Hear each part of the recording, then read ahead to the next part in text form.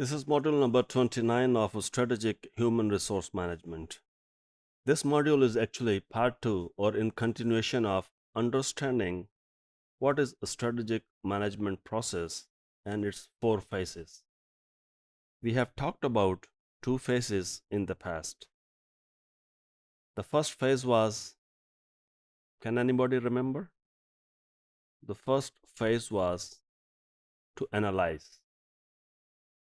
To analyze, we need information from external sources and from internal sources. The second phase was to select what will be your strategy or to select what will be your course of action. So once you have analyzed the market, internal and external factors, and you have decided what should be your course of action or what should be your planning, and another word which is commonly used instead of a strategy, although it is different, however, interchangeably used very oftenly. So the third stage comes here is the implementation of your choices, is the implementation of what to do and what not to do. So it involves resources, investments in strategic projects. According to different practitioners and researchers, these projects lie at the heart of an organization or competitive strategy. For example, Google has started many projects about Gmail, about other aspects and other features. So similarly, every company has some projects. The company wants to invest abroad.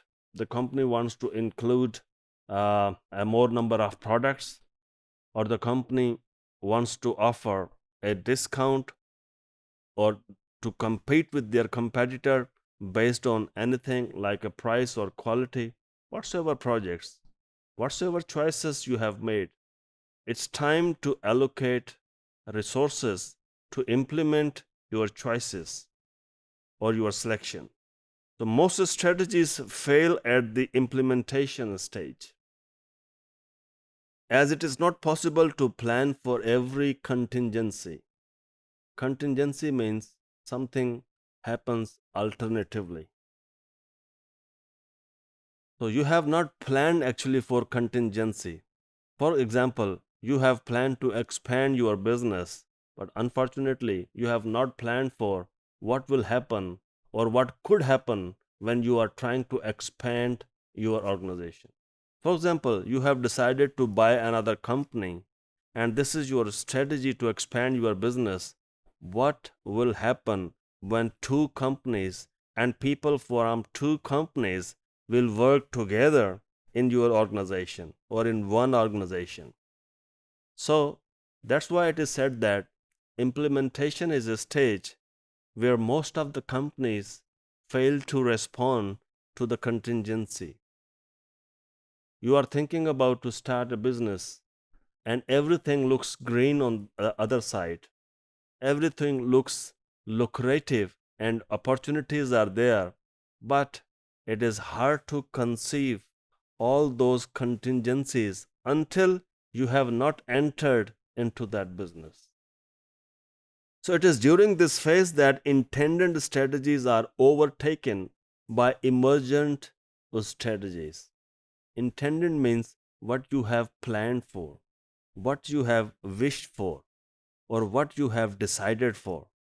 So you have planned something, and that is a planned strategy. So it is during this phase that intended strategies are overtaken by emergent strategies. So then you change your strategy by looking at the contextual factors or by looking at the circumstances. So to compete or to move ahead. So the last thing in this strategic management process is review. So strategic projects underpinning this stage are reviewed. So you review what was your strategy. You review what were the problems in the implementation stage, And often this phase is neglected aspect of strategic management. Rather than reviewing your mistakes, rather than reviewing what you planned for and what happened, you actually continue to do the same thing again. You continue to repeat your mistakes. In the strategic management process, review is as critical as something is important for your survival. So many organizations use a balanced scorecard to measure effectiveness of their strategies. Whether your strategy was effective or ineffective, at this stage you have to review. But just looking at the financial performance of your strategy or your organization, it may not be possible for you, or you may be incorrect if you decide something is going wrong or right. You might be gaining a profit and you say our strategy is successful. You might not be getting a financial growth and you say my strategy is ineffective. Balanced scorecard is a tool that help us to evaluate your strategy or performance of your organization more holistically. For example, the balance scorecard is used to analyze the financial or evaluate or appraise the financial performance of your organization, which is one dimension, but also the internal business processes. Are your internal business processes good, but financial performance is not good? This is an indication in future you might have a better financial performance. Similarly, learning and growth. Have you learned? Your employees have learned? You have developed something? Okay, that's fine.